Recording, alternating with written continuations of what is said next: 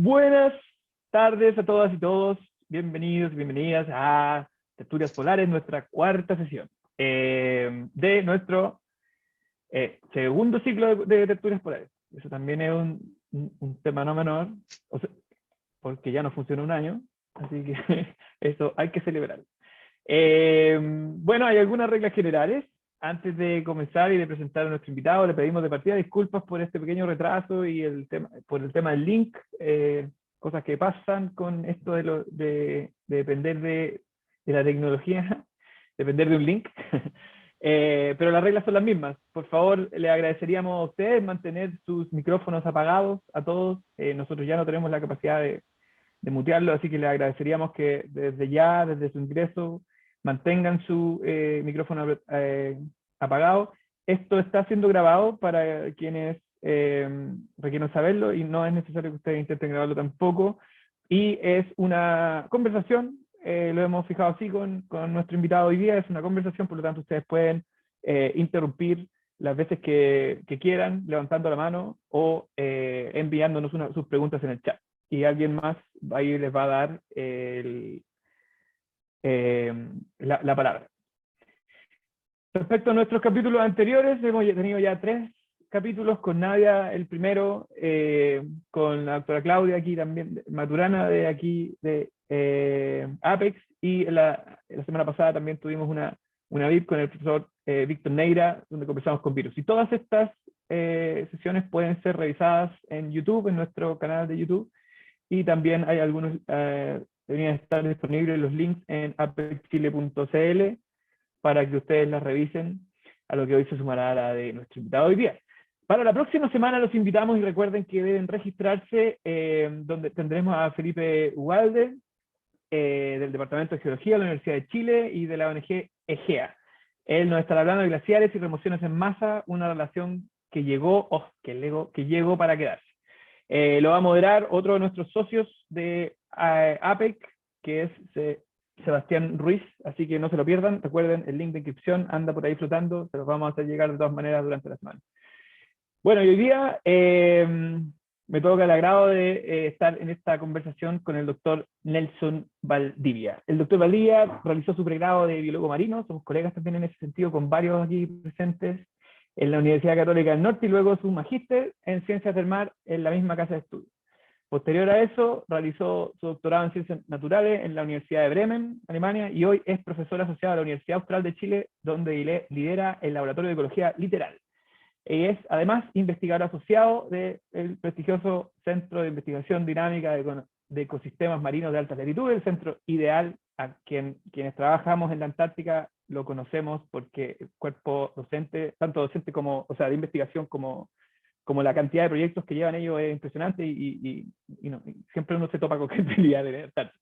Es gracioso porque con Nelson nos conocimos en persona en la ECA 54, en el INACH del 2018. Y lo primero que uno se da cuenta cuando conoce a Nelson es que su personalidad no está forjada únicamente con su currículum académico que yo les presenté. Nelson, además, producto de esto también, es un buzo súper experto, entonces nosotros ya teníamos eso en común, por lo tanto ya teníamos algo que hablar. Pero además es un disciplinado practicante de karate y también músico. Y de hecho, mientras estábamos en Escudero, logramos consolidar una banda musical que tenía a Nelson como bajista. Y junto a otros colegas de Antártica, creo que somos de los pocos que podemos confirmar como científicos haber realizado una gira mundial, quizás nuestra única gira mundial, ya que dentro de la misma isla logramos tocar música chilena en las bases de Rusia, de Uruguaya y en ambas bases chilenas que existen allá, tanto de la Fuerza Aérea como la de nosotros. Así que esa fue una experiencia inolvidable de permitir llevar alegría y música chilena a las otras bases. Fue muy entretenido y algo que probablemente ni Nelson ni yo vamos a olvidar. Y hoy para mí es un privilegio también grande contar con su presencia en la tertulia. Muchas gracias, Nelson, por estar aquí, por hacer un espacio. Y ahora vamos entonces a dejar de voy a dejar de compartir yo la pantalla y podemos pasar a que tú compartas. Ya. Gracias, Renato. Gracias por la invitación también. Y a todos ustedes, chiquillas y chiquillos, por estar acá. También gracias a la asociación de Apex.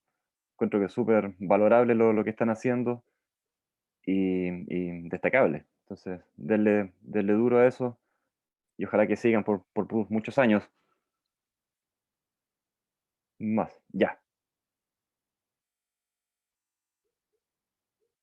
un segundito, estoy arreglando acá el sistema, que esto también a veces me marea un poco. Ahí está. ¿Se ve bien la primera diapositiva? ¿La pueden ver? ¿Sí? Sí, Parece que no. ¿Sí? sí, Ah, ya, perfecto. está clarito. Sí, Ya, gracias.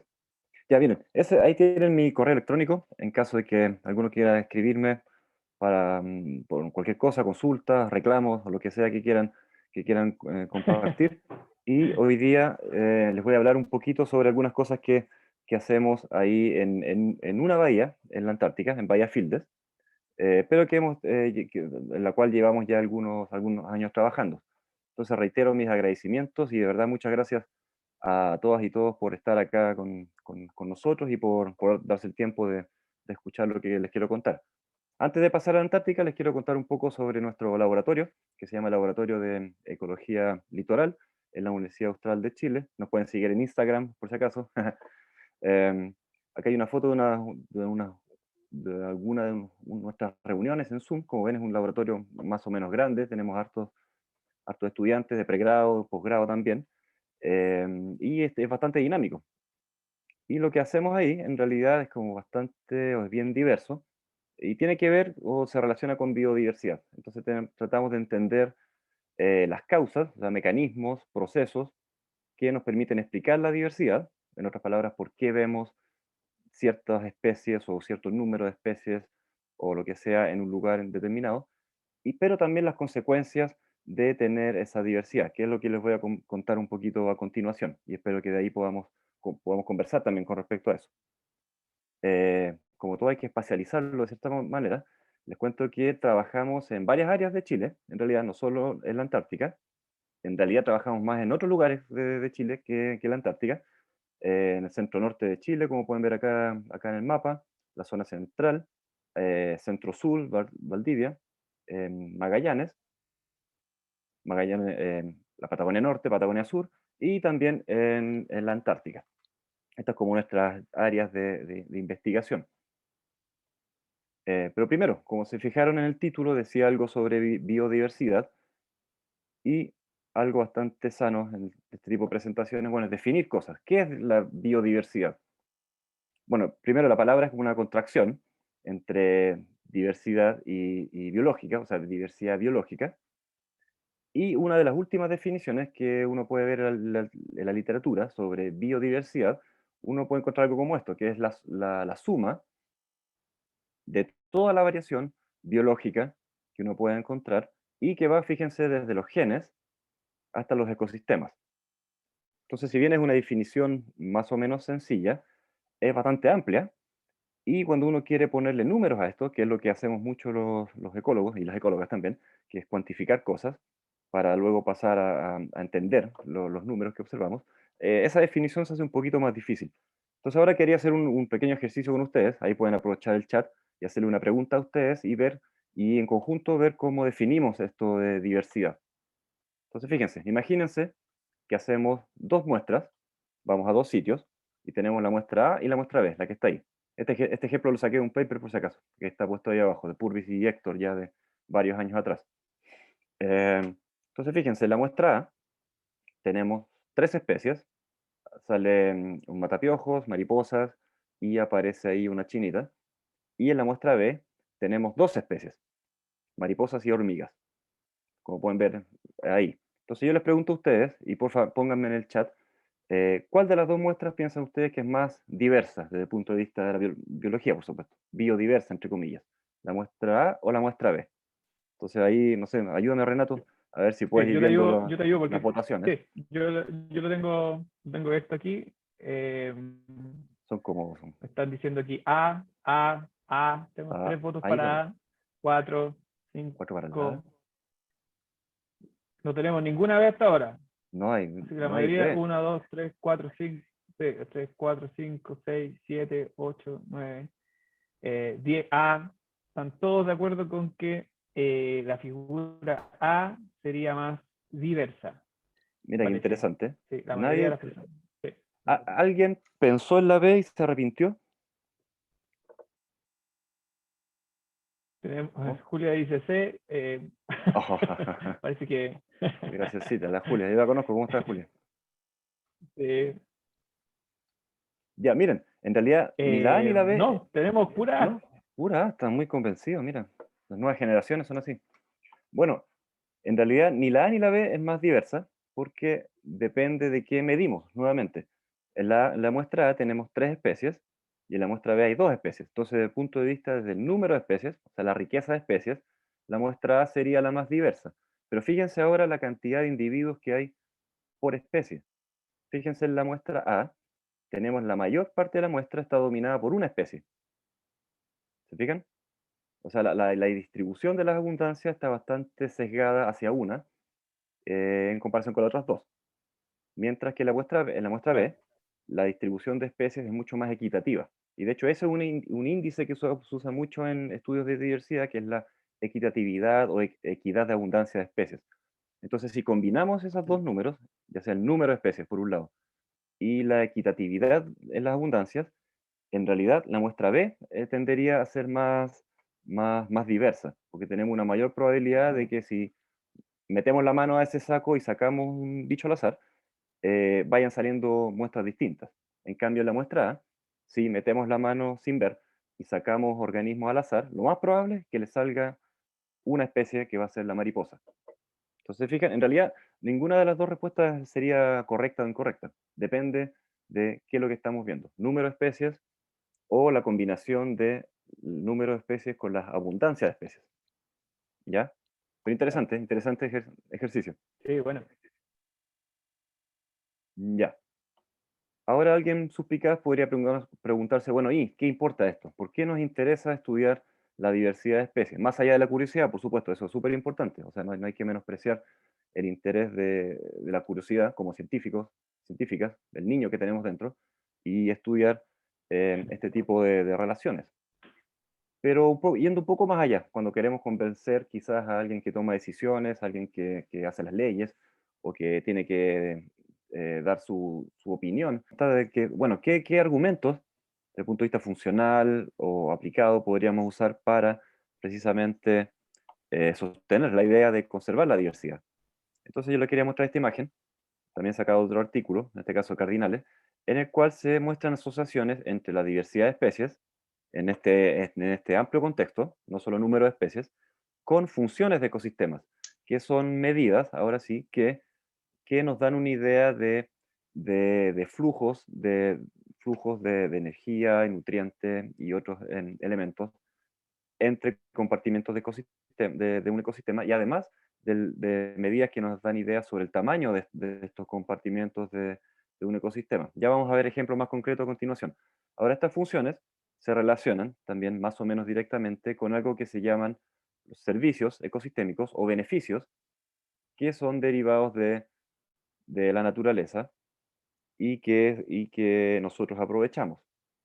Fíjense, por eso aparecen estas flechitas acá entre estos servicios, la humanidad, que aparece como una familia, y esto también está en un contexto de cambio climático, que está interactuando con la diversidad, pero además con funciones y servicios ecosistémicos. Lo que les voy a mostrar a continuación en realidad se relaciona con estas flechas amarillas solamente, que tiene que ver entre biodiversidad y una función o dos funciones en específico, con algo más concreto. Pero esto es como para que tengan un contexto un poquito más amplio de lo que les estoy contando.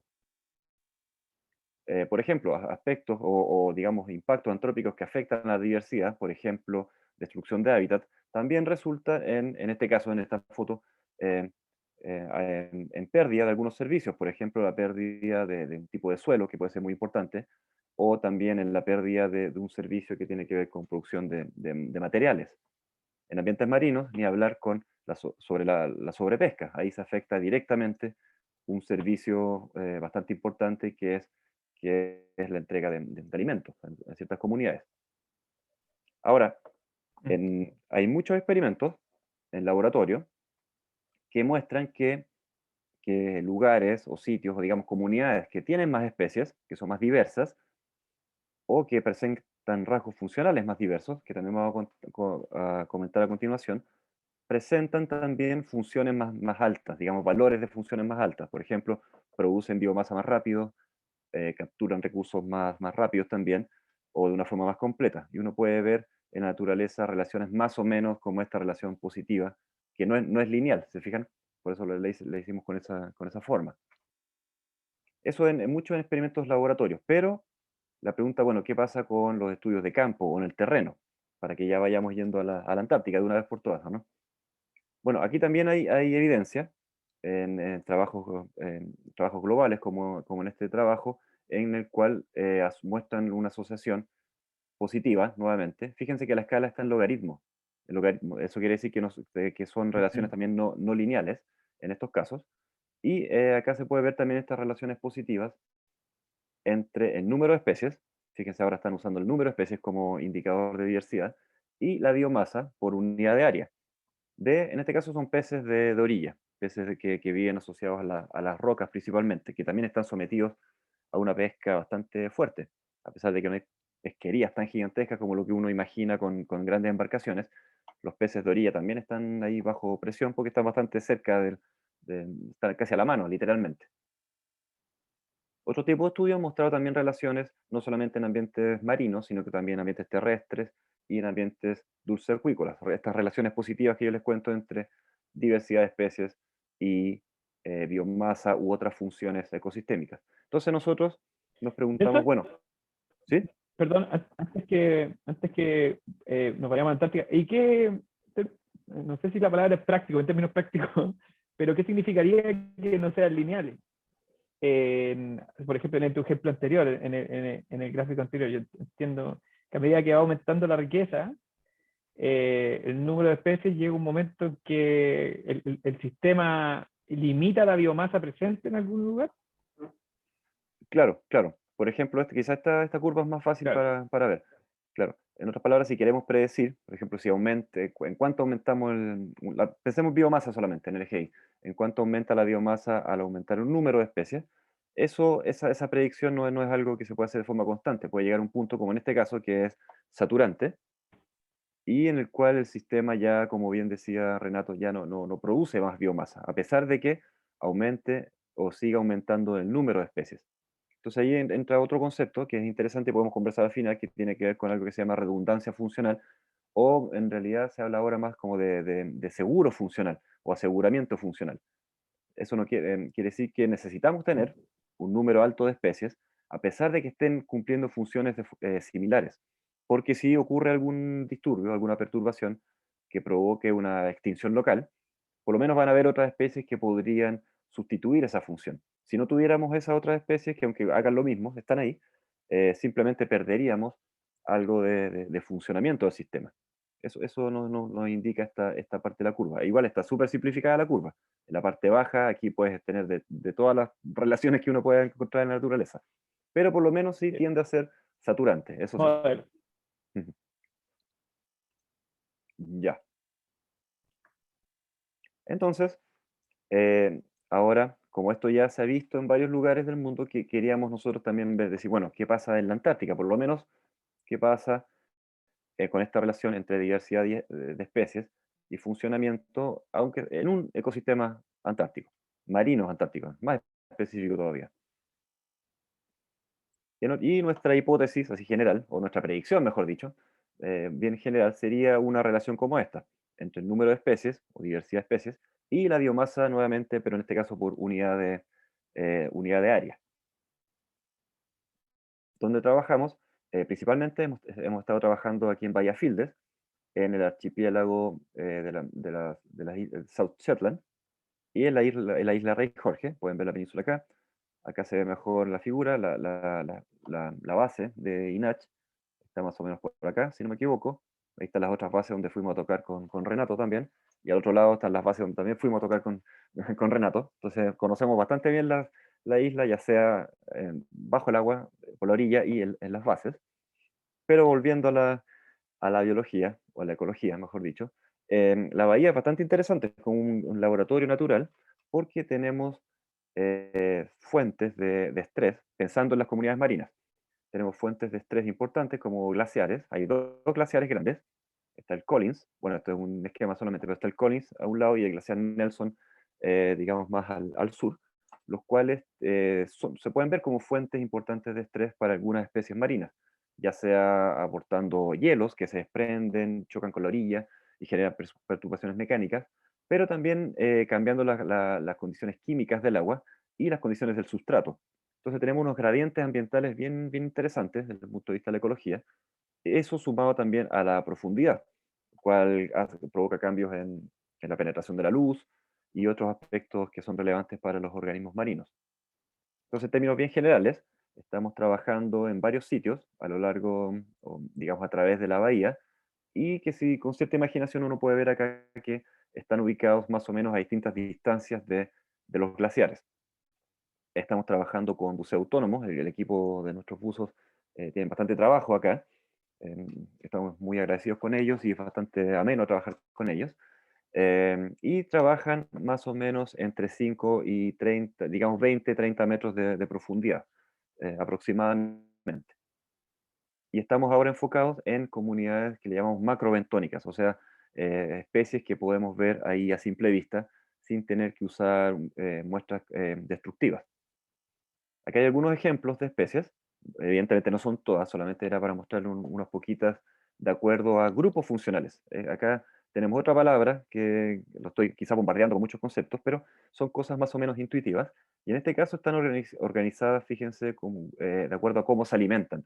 Grupos funcionales ya sea carnívoros, suspensívoros, o sea, organismos que se alimentan de alimento que está ahí en la columna de agua, valga la redundancia, herbívoros, y productores primarios que son bastante abundantes precisamente en este sistema submareal.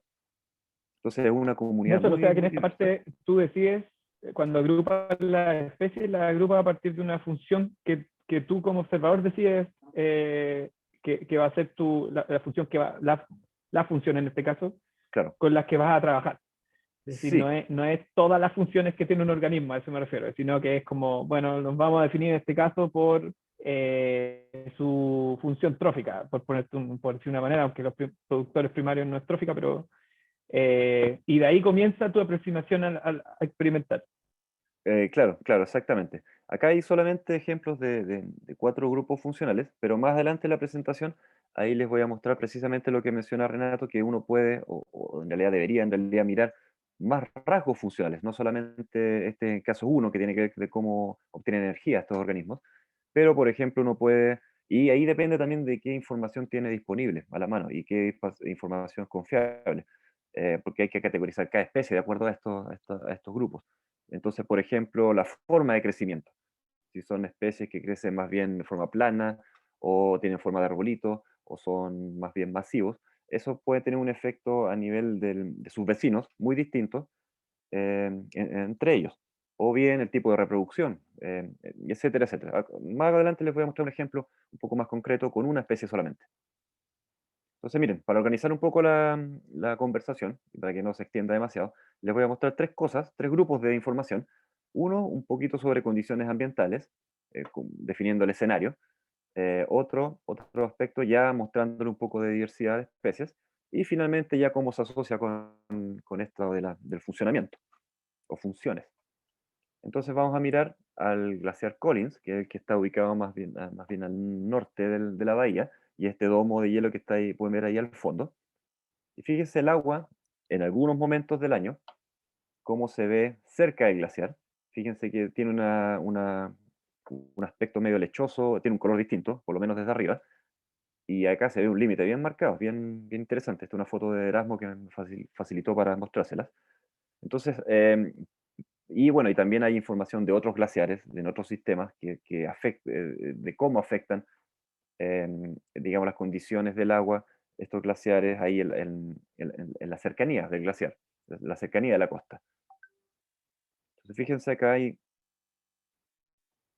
algunos datos ambientales. Este es digamos, un esquema desde arriba de la bahía y se repite aquí 4 veces. Ahí el panel A pueden ver la profundidad. Ahí hay unas letras que representan sitios de muestreo. Pero fíjense acá donde dice 5 metros, al lado derecho arriba, que parece fútbol. Acá tenemos valores de turbidez. Y lo que está mostrando acá es que el agua tiende a ser más turbia, precisamente cerca de este glaciar. Por eso tiene estos colores que se acercan más al amarillo. Y esto se ve más marcado precisamente en aguas más superficiales. Básicamente tiene sentido porque si el glaciar se está derritiendo y está vertiendo material, eso se ve de forma más clara en aguas superficiales y a medida que aumenta la profundidad, con el panel C y el D, eso ya no se ve tan claro y empieza como a difuminarse, entre comillas. Eso también se puede ver expresado como atenuación de la luz. Acá tenemos con siglas distintos puntos a lo largo de la bahía. Esto es una medida de atenuación de la luz. Cuánto disminuye la cantidad, en este caso solamente radiación UV, cuánto disminuye la radiación a medida que avanzamos 1 metro en profundidad. Y los dos sitios que están acá, NG, que es el glaciar Nelson, y el Collins, son los que muestran estos mayores índices de atenuación. Entonces hay como un efecto más bien, digamos, de turbidez y atenuación de la luz. Acá hay datos de temperatura. Fíjense que la escala es bastante larga. Son unos sensores que pusimos también en varios sitios. Col significa Collins. Y están midiendo aproximadamente cada 30 minutos. No, bien, cada 30 minutos. Y ya llevan 2 o 3 años. Falta un año todavía de datos, que es la cola que está al lado derecho.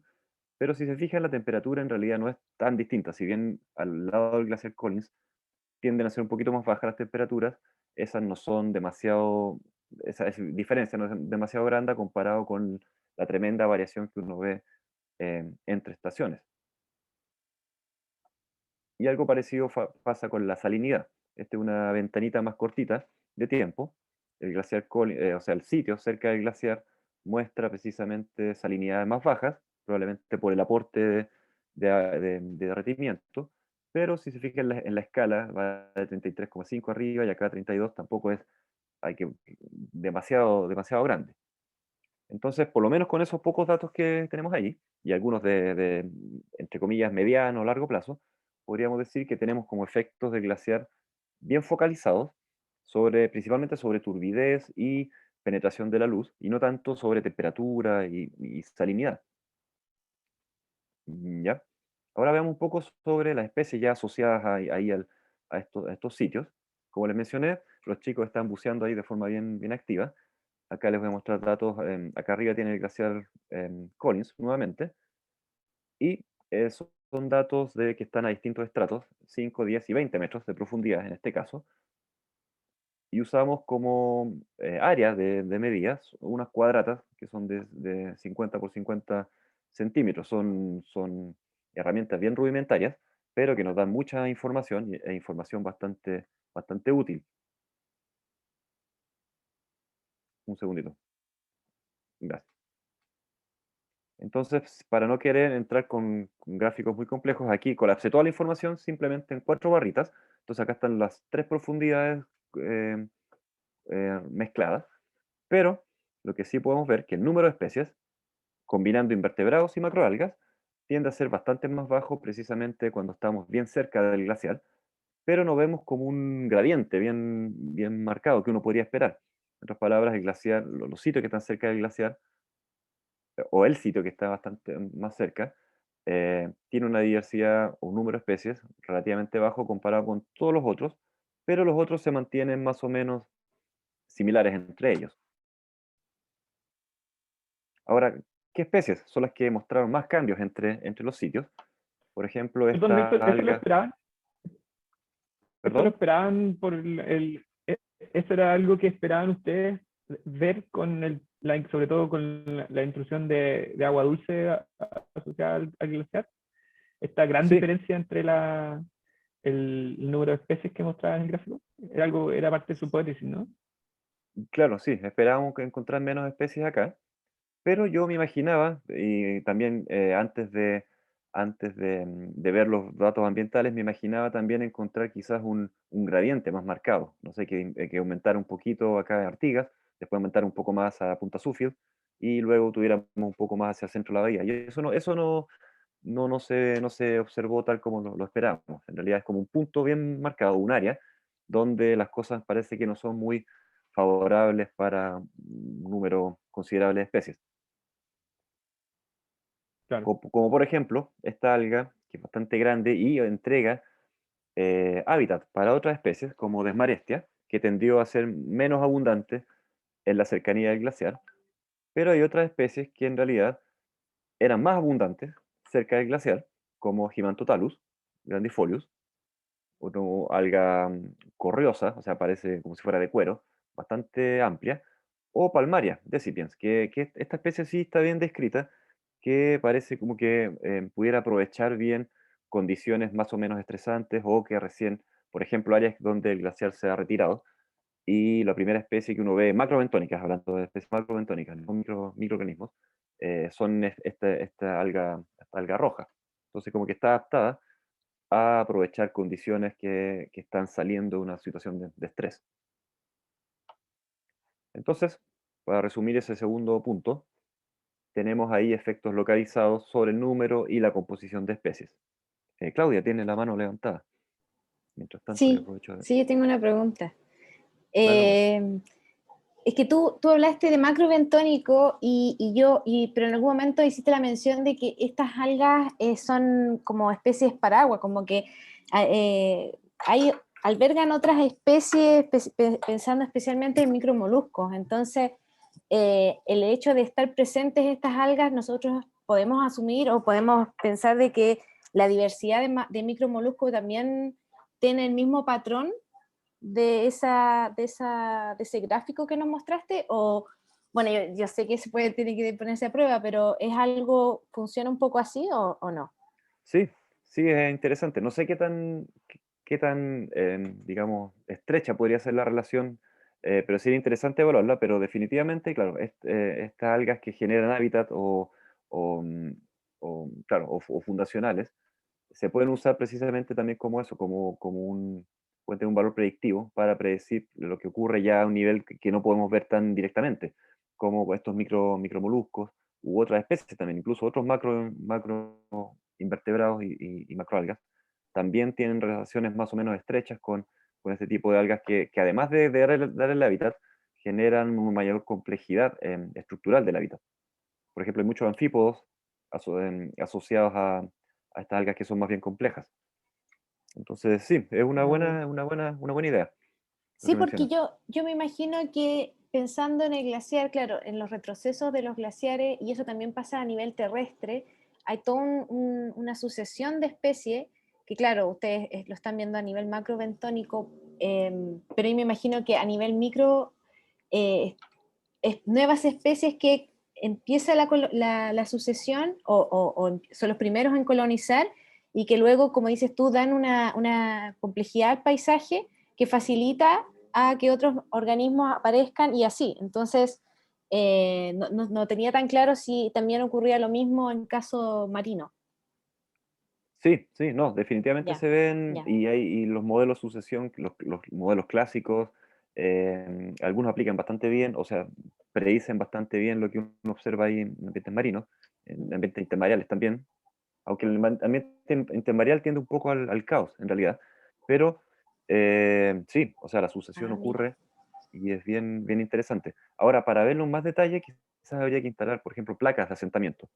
Ir retirando las placas cada cierto tiempo y ahí uno puede tener algo mucho más ordenado. En este caso, yo les estaba mostrando básicamente estudios observacionales, ya, donde no se manipulan muchas cosas.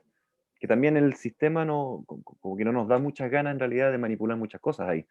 Es un área que está bastante protegida, no queremos tocar demasiado, ya. evitar tocar lo menos posible. Entonces, por eso Mm, como que estamos más cargados hacia los estudios de este tipo, claro, observacionales. La ya. inferencia se limita un poco, pero bueno, por lo menos quedamos más tranquilos con Sí, la no, cuestión. súper. Vale, gracias. Ya. Y veamos ahora lo último, lo de diversidad y funcionalidad o funcionamiento, no sé cómo decirlo. Entonces estábamos mirando en realidad este tipo de asociaciones, nuevamente estas relaciones no lineales entre número de especies, biomasa, como ya mencioné, y acá aparece esto de los números o número de grupos funcionales, o mejor dicho, combinaciones de rasgos funcionales, que un poco más, tiene más dimensiones en este contexto. Entonces hagamos un ejemplo. Por ejemplo, valga la redundancia, acá tenemos una lista de 4 rasgos funcionales que eran rasgos sobre los cuales nosotros podíamos tener información disponible. Evidentemente hay muchos más, pero no, cuando uno empieza a buscar información específica y se encuentra con la sorpresa de que nadie lo ha hecho antes, por ejemplo. Entonces se queda en realidad se va limitando las cosas y quedamos con 4 rasgos nomás. Entonces está el tipo de movilidad que puede tener una especie, el tipo de alimentación o digamos más bien energética, forma de crecimiento, como les mencioné, y rangos de tamaño corporales en el caso de los adultos. Entonces, por ejemplo, tenemos una lapa que se llama Nacella concina, y esta lapa es una especie móvil, entonces le podríamos poner una M de móvil. Pero al mismo tiempo, en otra dimensión de esta lapa es un herbívoro, entonces es M y ahí también al mismo tiempo es H. Y si vemos cómo crece, o sea, la forma de crecimiento no es como un arbolito, no es un filamento, no es crustoso, pero sí tiene una forma más bien masiva, o sea, como una masa pequeñita, entonces tiene otra letra. Bueno, y ustedes ya se imaginarán el tamaño corporal, en realidad los adultos de esta especie están en el rango ahí de los 10 centímetros, no pasan más de eso, mucho más. Entonces, de llamarse Nacella concina, esta especie ahora nosotros le podemos poner, no sé, como dice ahí, algo así. Y eventualmente otra especie, que puede tener otra identidad taxonómica, podría presentar estas mismas expresiones de rasgos funcionales. Entonces ahí tendríamos ya dos especies cumpliendo unas funciones bien, bien únicas. Entonces eso fue lo que asociamos, el número de estas distintas combinaciones de modos funcionales versus el número de especies asociadas a estas funciones. Oye, Nelson, ahí me queda una duda, un poco para aclarar, ¿por qué son denominadas? Yo tendría a pensar, estaba equivocado, pero que la función se atribuía a una, ¿cómo explicar? Esto me suena también como una variable a medir. ¿Por qué la denominamos rango funcional sobre decir la variable forma de crecimiento, la variable tipo de alimentación? ¿Qué hace que sea funcional?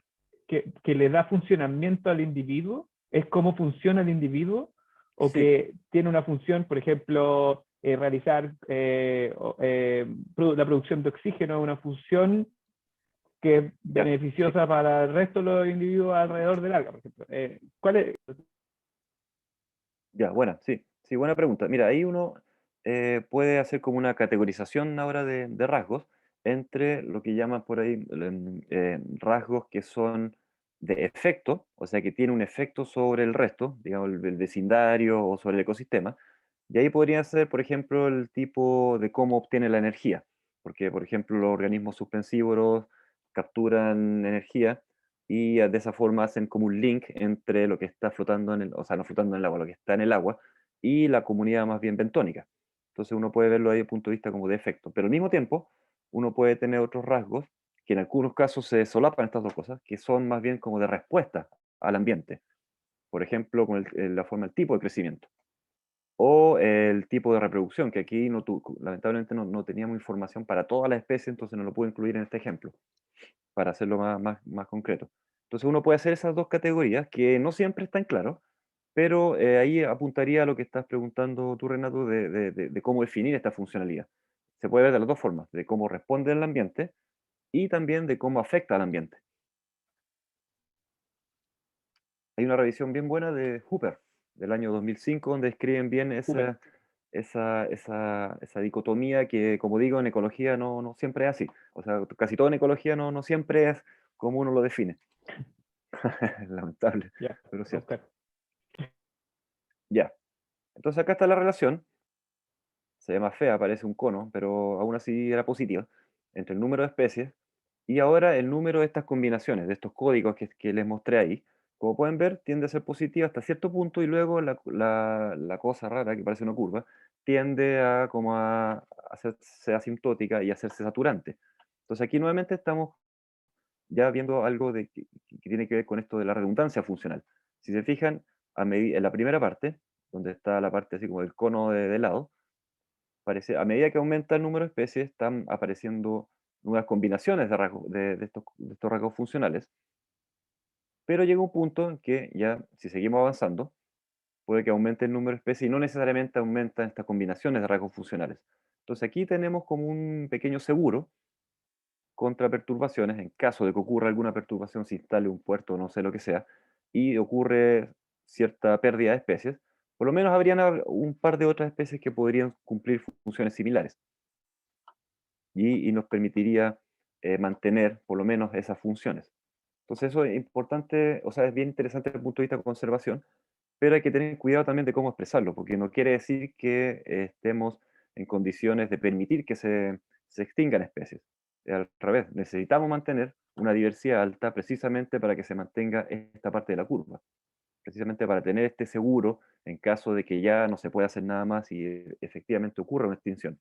Estamos hablando de extinciones locales, no extinciones que ocurren en todo el mundo, o sea, que la especie desaparezca de todo el mundo, pero sí que pueda desaparecer perfectamente desde un sitio en particular, que es mucho más común en realidad. Ahora, ¿cómo asociamos esto con esta función o esta propiedad agregada? En este caso es biomasa por área. Fíjense, nuevamente lo tenemos en logaritmos, tal como en el ejemplo que les mostré de los trabajos publicados. Tenemos número de especies, tenemos logaritmo de la biomasa y acá nuevamente tenemos esta curva que es más o menos asintótica. No se ve tan bonita como en los trabajos que les mostré recién, pero sigue siendo positiva, como dicen ahí, por ahí. Y mostrando esta relación positiva entonces entre diversidad de especies, o número de especies en este caso, y biomasa por área, que está acá.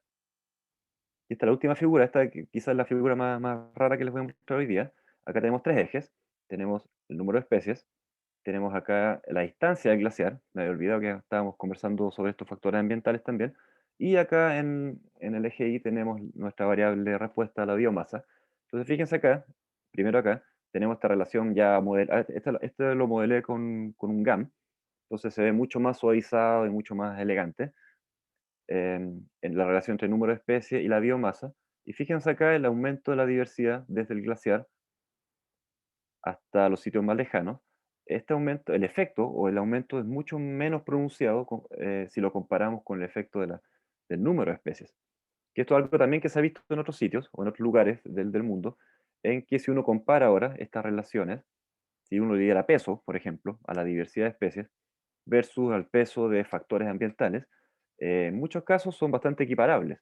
O sea, la diversidad por sí tiene un valor que es bastante, digamos, bastante fuerte, en otras palabras, sobre funciones y en este caso es una media agregada como la biomasa de especies. Perdón, biomasa como gramos por área. ¿Ya? Ahora, ¿qué especies podríamos decir que están explicando de mejor manera o de mayor manera estas relaciones? Bueno, macroalgas, que como les mencioné, son dominantes desde el punto de vista de la biomasa en esos sitios, o sea, aportan directamente biomasa a la biomasa de toda la comunidad, como Himantotalus, que les presenté recién, Plocamium también, que aporta también bastante biomasa, a pesar de que entre comillas, el talo no es algo tan masivo, gigante, o Palmaria. Entonces, estas especies aportan directamente biomasa a la comunidad, pero además, así como conversamos recién con Claudia, también aportan hábitat para otras especies. Entonces, aporta al funcionamiento y a la biomasa de forma indirecta. No solamente directamente, sino que también de forma indirecta, dándole hábitat a otros organismos. Entonces, son bastante importantes si lo pensamos desde el punto de vista, nuevamente, de la conservación. Entonces, para ir terminando ya y no aburrirnos más, tenemos finalmente, en el tercer punto, esta relación positiva entre la diversidad de especies y la biomasa por área, y la cual fue incluso más potente que el efecto mismo del glaciar. Ahora, insisto, estos son estudios observacionales. Si se fijan, los mecanismos detrás de esto ni siquiera los mencioné, lo cual podríamos conversar ya a continuación. Entonces, muchas gracias. Gracias por su atención, gracias por la paciencia también, gracias al código ese que se metió por ahí. Pero quedo atento entonces a consultas y preguntas. Sí, pues aquí vamos a ir, yo tengo otras preguntas y por lo menos un detalle, precisamente seguimos medio hackeados, entonces vamos a mantener el chat ¿Sí? cerrado, chicos, les pedimos que levanten la mano, sí, Sí. que levanten la mano para las consultas y ahí nosotros, los hosts les van a dar la palabra. Oye, bueno, a mí me queda una duda, tengo varias preguntas porque me quedo pensando, y esto ya lo abro a la discusión también, si es que alguien tiene algo que aportar, sobre el concepto de redundancia funcional, Nelson. Ya. Hay programas que por un lado por ejemplo, te voy a poner un ejemplo personal, programa de conservación de los elefantes marinos en Paraguay. Y ya es una especie de conservación, tenemos al elefante marino.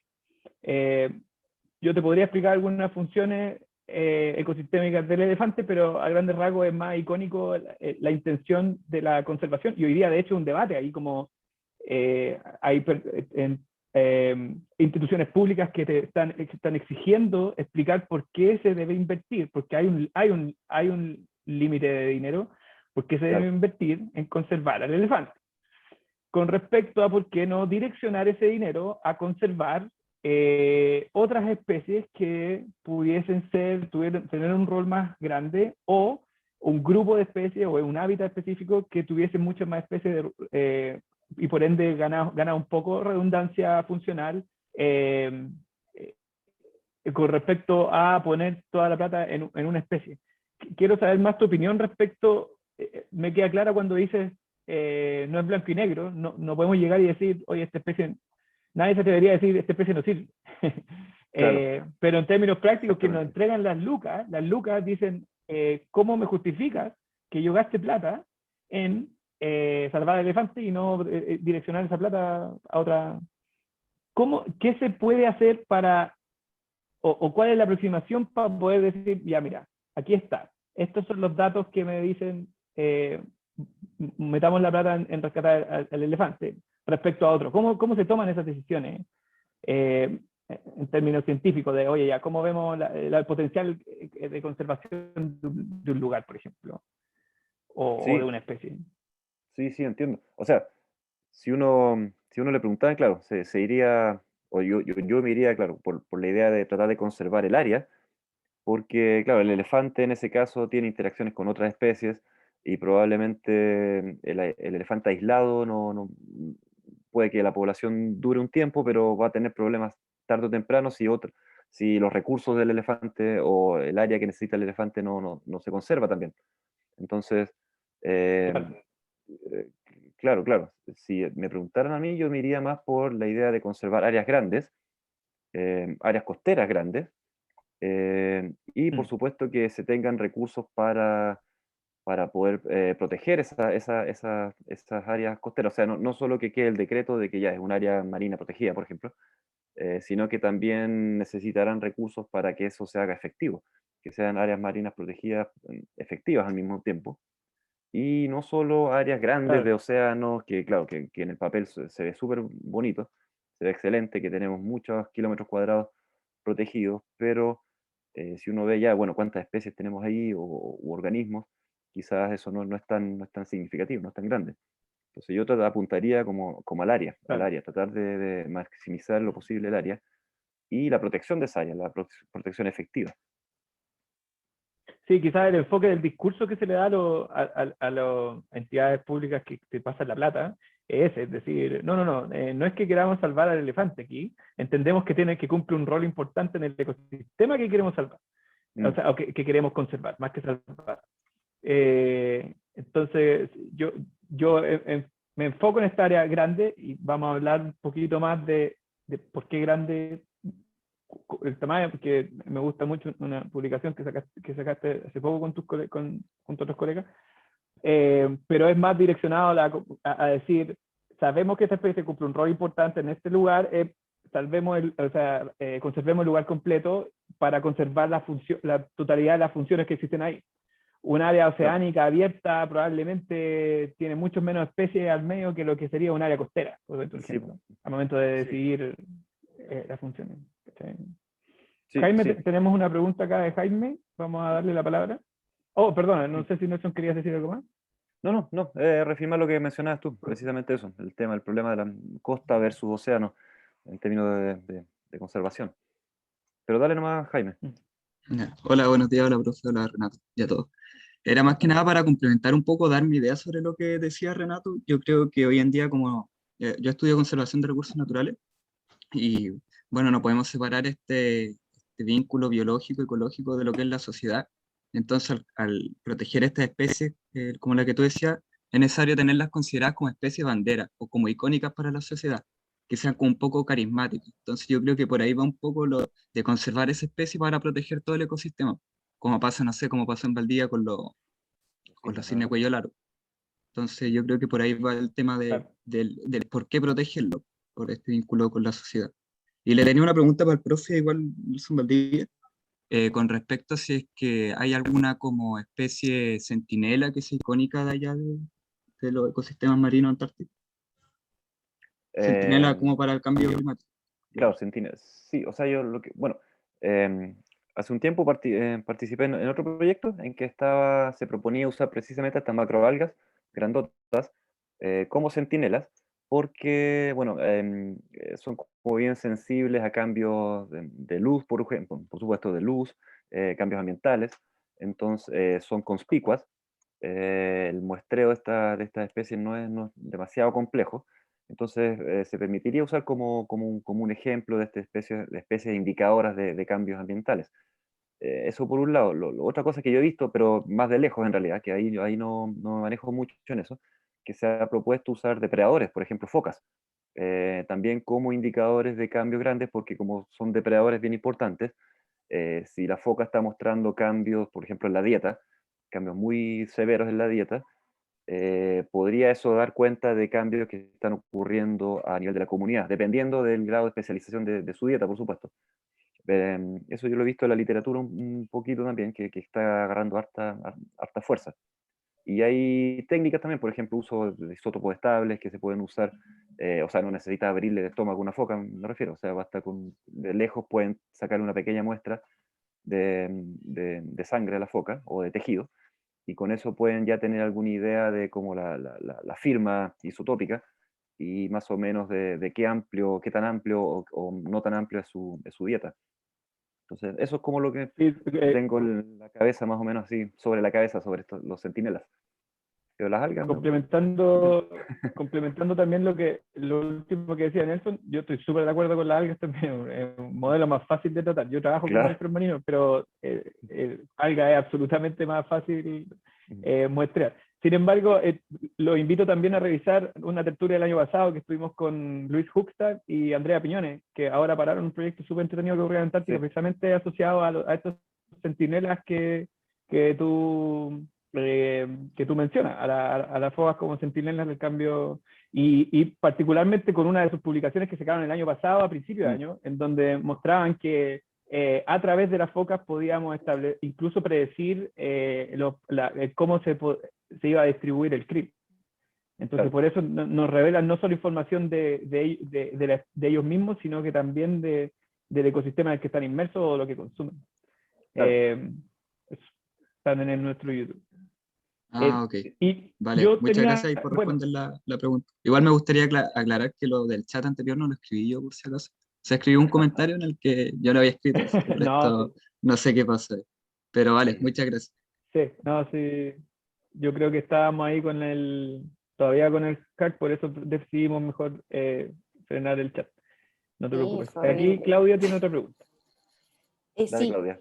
sí, lo que pasa es que me quedé con un resultado que tú mostraste y esta es como sobre representación de grupos funcionales y tú hablabas eh, como que a mí me hizo sentido o lo evoqué como al sentido precautorio, como en el fondo tener este seguro del que tú hablabas y lo Claro. importante que es tener esta sobre representación porque naturalmente hay dinámicas que, bueno, tú manejas mejor que yo, y estoy pensando en cómo esa dinámica y esa estructura del paisaje y en las comunidades que ahí habitan naturalmente, cómo se ven impactadas por ejemplo, la llegada de un invasor. Aquí me imagino que, bueno, si no lo han leído, hay un artículo muy bueno de Paulina Bruning y colaboradores, donde ella plantea la visita o la observación de un organismo que no había sido observado previamente en la Antártica. Entonces, Los ¿cómo la choritos. llegada, claro, el chorito, Ujú. cómo la llegada de un chorito, que me imagino que tiene su propia, no sé, dieta, fisiología, me imagino que invade, si es que llega a ser exitoso, poniéndose en el ejemplo de que sea exitoso y logra establecerse por años, ¿cómo afectaría a las comunidades o han hecho algún tipo como de proyección a cómo podría verse afectado esto en sistemas costeros? Claro, claro. Sí, sí, esa es re buena pregunta. Bueno, ahí hay otro mundo dentro de la ecología, y sobre todo con los choritos, porque algunas especies de mitílidos sí son súper buenos invasores. Por ejemplo, Semivitilus algosus, sí, bien digo, Semivitilus algosus, que en Chile forma parches, pero entre comillas se ve como un poco tímido desde el punto de vista de las abundancias. En Sudáfrica tiene colonizada unas playas enteras y es un invasor súper agresivo. Y así con otras especies bueno, el chorito cebra ahí en el hemisferio norte, esa es una historia aparte, que colonizó agua dulce y dejó la embarrada en muchos lugares. Entonces, con los choritos hay que tener cuidado. Ahora, siempre depende del escenario, el escenario ambiental es súper importante. O sea, para toda dinámica ecológica uno tiene que tener como una idea de, bueno, qué pasa a nivel del ambiente abiótico, las relaciones biológicas, y la dispersión. Esos son como tres macro procesos o paquetes de procesos que uno tiene que estar mirando, y por supuesto hay algo que está inherente a todo eso, que es la estocasticidad neutral, que cosas que ocurren al azar, entre comillas, o porque nosotros no podemos predecir. Y tiene un peso súper importante, dependiendo también del tamaño. En comunidades más pequeñas, la estocasticidad más grande y explota y qué sé yo. Los dados no funcionan, en otras palabras. Entonces, todavía las condiciones, ya viendo estos macroprocesos, todavía las condiciones abióticas ahí en la Antártica siguen siendo un filtro bien fuerte. Si bien la dispersión ya parece que no es la corriente circumpolar antártica, no es la barrera tan robusta que como se proponía, sino que están cruzando organismos, también mediados por el transporte humano, porque se está haciendo también más intenso. Digamos, el filtraje ambiental todavía es bien fuerte. Entonces ahí está funcionando eso todavía desde ese punto de vista. Ahora hay un proceso encima de eso que es de calentamiento, que está cambiando las condiciones ambientales. Entonces uno podría jugar un poco a especular, claro, si está subiendo la temperatura, además se está derritiendo hielo, entonces hay más costa, entre comillas, desnuda, disponible para asentamiento, y digamos las limitaciones de dispersión se están relajando, producto que hay mayor tráfico. Uno podría predecir más invasiones, pues, definitivamente. Ahora, la velocidad de que eso ocurra y dar predicciones más precisas, eso, y claro, ahí habría que entrar a trabajar con modelos un poco, o sea, harto más sofisticados. Pero como que se están dando las cosas para que tengamos invasiones grandes por lo menos en la parte más norte de la Antártica, o Antártica Marítima, podríamos decir. Sí, claro, porque yo igual pensaba que, si bien es cierto, eh, deben existir muchos propágulos que están llegando, y efectivamente han habido muy buenos estudios últimamente donde han demostrado que ya esa barrera no existe, como decías tú. O sea, Y existe, pero no es tan, digamos, no es una muralla así tan como solía infranqueable, pensarse claro. antes, claro. Exactamente, como se pensaba. Sí, sí. Pero también depende mucho como esta estructura del paisaje que naturalmente existe, porque yo me imagino que a lo mejor deben haber ambientes más fáciles de colonizar, entre comillas, que otros, dado por esas condiciones bióticas, esas interacciones bióticas que existen mismo, o, no sé, depredadores que aparecen y que no lo dejan asentarse, etcétera, etcétera. Entonces, debe ser muy relevante hacer este tipo de estudios observacionales o incluso, como decías tú, Manipulativo. instalando placa, claro, Ujú. como para ver que naturalmente cómo Antártica se defendería, entre comillas, de estos nuevos propágulos, y si resulta ser exitoso en el tiempo, porque a lo mejor ese chorito, no sé, ojalá no sé cómo estará en las próximas décadas, no sé si lo volvieron a ver ahí, visitaron el sitio a ver si había tenido familia, no sé. Claro, claro, sí creció la población. Claro. No, no sé. Bueno, ahí hay otro concepto que de hecho mencionaste tú, que son estas especies que forman hábitat, que precisamente en otros ambientes se ha visto que, sin querer queriendo, entre comillas, favorecen el Mm, establecimiento de especies invasoras, ¿no? O claro, especies también. que vienen de otros lados, porque básicamente le condicionan, le mejoran las condiciones ambientales a un montón de otras especies, por lo menos en los estadios más pequeñitos. Eso se ve bastante en zonas intermareales que son bien expuestas están muy expuestas a condiciones ambientales adversas. y probablemente en el submarinal también se ve un poco parecido. Pero todavía la temperatura sigue siendo muy baja, todavía hay hielo, por suerte, pero se está abriendo espacio precisamente para que colonicen otros grupos que quizás no están. Por ejemplo, no hay cangrejos en la Antártica, pues, depredadores cangrejos, algo que Claro, uno podría claro. ver como un filtro biológico importante, pero sí hay bastantes herbívoros, los anfípodos son muy abundantes en la Antártica, Bueno, y aquí la eso, colega Zambra hace poco publicó un artículo donde hacía proyecciones de invasión ajá, o, o algo se está proyectando con los cangrejitos, po. ajá. Sí, sí, no, claro, eso ha suscitado harto interés también, el potencial invasión por Mm, cangrejos. sí, sí, depredadores importantes. Tenemos otra pregunta acá de Nelson. Dale, Nelson, estás. De otro Nelson, colega Dale Nelson. nomás, O sea, dale nomás. sí, ahí parece que Nelson ya está autorizado a sacarte el muting. Ahí. ¿Ahí? Hola. Ahora sí, Sí, ahí está. Hola, buenas noches. Nelson, sí, yo tengo una pregunta. Dentro de las fuentes de estrés que tú visualizaste, ¿verdad? Bueno, te referiste principalmente a los glaciares como fuentes de estrés de esas zonas marítimas. Y considerando el mapita que tú mostraste que estaba bien cercano, ¿verdad?, a distintos puntos colonizados por seres humanos en Rey Jorge. Por lo tanto, mi pregunta es si es que dentro de tus observaciones y dentro de los análisis quizás que pudiste hacer de agua, es si es que se da cuenta precisamente de algún tipo de impacto en estos ecosistemas a partir de la existencia de estas estaciones. sí. Desde el impacto, digamos, del tránsito de los navíos y los Zodiac hasta el desecho de algunas aguas servidas que caen al mar en las estaciones, ¿no? Sí, Eso. claro. Sí, es un tema y si no me equivoco, digamos, las autoridades ahí han estado igual bien preocupados precisamente sobre estos impactos de los desechos y la actividad en general, porque el field es también, bueno, un sistema bien interesante, pero al mismo tiempo tiene mucha actividad antrópica. Eh, Ahora, con los datos que tenemos, no hemos podido ver, o quizás yo no lo he analizado bien en realidad, algún efecto bien claro de las estaciones. Quizás puede ser porque la bahía tampoco es tan grande. Pero lo que sí entiendo los colegas que trabajan con calidad de agua y buscan, por ejemplo, y hacen monitoreos bien seguidos de coliformes y ese tipo de cosas, ellos sí han detectado ahí como zonas que están con más o menos impactos humanos. Hay colegas también que están trabajando con antibióticos, por ejemplo, buscando antibióticos y bacterias resistentes a antibióticos, y eso creo que también han visto ahí efectos ya más o menos localizados en distintos puntos. Pero eso no son datos que tenga yo. No sé si lo publicaron todavía, pero lo que sí que han estado trabajando bastante precisamente en eso, calidad de agua, búsqueda de coliformes y esto, como te decía, resistencia a antibióticos, Uh-huh.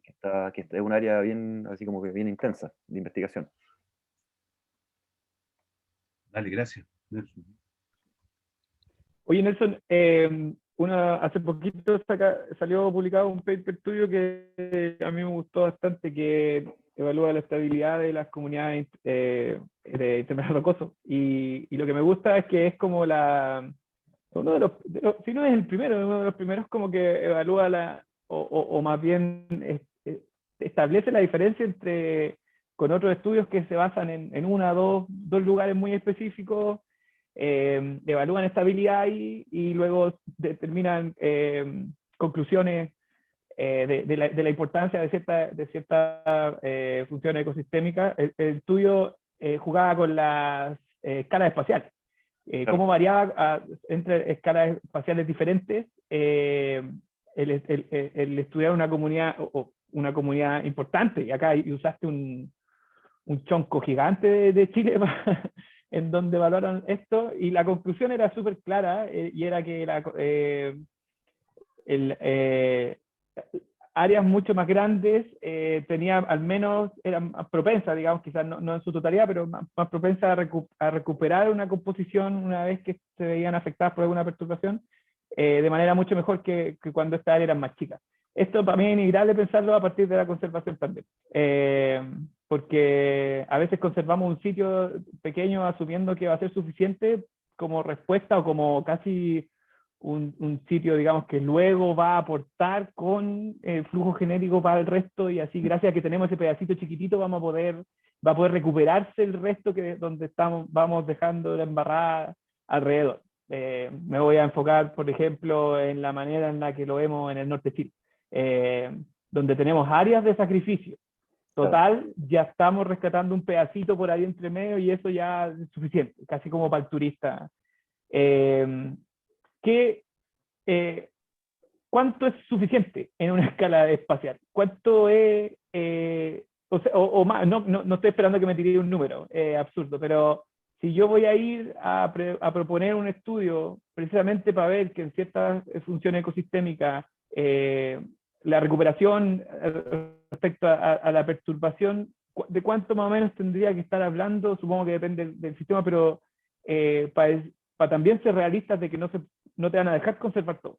Es bien ligada a la pregunta que te hice antes, pero aquí ya mostraste que era, mientras más grande el área aparentemente, más posibilidad había que se volviera, se estabilizara o se recuperara, resistiera y tú decías, resistiera y se recuperara de una perturbación crónica, un disturbio crónico que pudiese existir en un lugar. Sí, sí. Sí, buena pregunta, gracias. Qué bueno que te gustó el paper. Sí, ahí Bueno. el área la expresamos como número de sitios que teníamos, que eran números, que eran plataformas de intermareales en regiones del norte de Chile, el norte de Chile y acá en el centro-sur de Chile también. Entonces colaboramos con colegas que están allá en Coquimbo, entonces eso nos permitió trabajar a una escala espacial bastante grande, que fueron como más de 1000 kilómetros.